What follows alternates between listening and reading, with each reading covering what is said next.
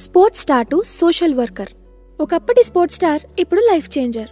ఇది ప్రీతి శ్రీనివాసన్ స్టోరీ.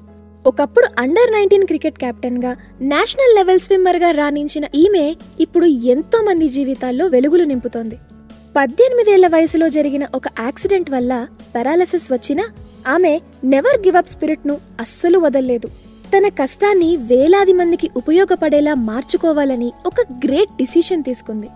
అంతే, తన సొంత అనుభవాన్ని స్ఫూర్తిగా తీసుకొని 2013లో సోల్ ఫ్రీ అనే ట్రస్ట్ను స్థాపించింది.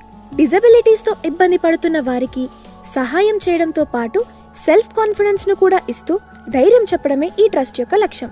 అలా తమిళనాడులో ఏర్పాటు చేసిన సోల్ ఫ్రీ సెంటర్ ద్వారా ఉచిత వైద్యం, ఫిజియోథెరపీ వంటి వాటితో పాటు వొకేషనల్ ట్రైనింగ్ కూడా అందిస్తున్నారు. ప్రీతి శ్రీనివాసన్ కృషి ఫలితంగా ఇలా ఇప్పటి వరకు 2500 మందికి పైగా జీవితాల్లో మార్పు వచ్చింది. వీరు ఇచ్చిన ట్రైనింగ్ తో ఎంతో మంది దివ్యాంగులు నడవగలుగుతున్నారు. వారి పనులు వాళ్లే చేసుకోగలుగుతున్నారు. కష్టాన్ని దాటి సమాజ సేవలో ముందడుగు వేసిన ఈ సోషల్ యాక్టివిస్ట్ కథ నిజంగా మనందరికీ ఎంతో స్ఫూర్తిదాయకం.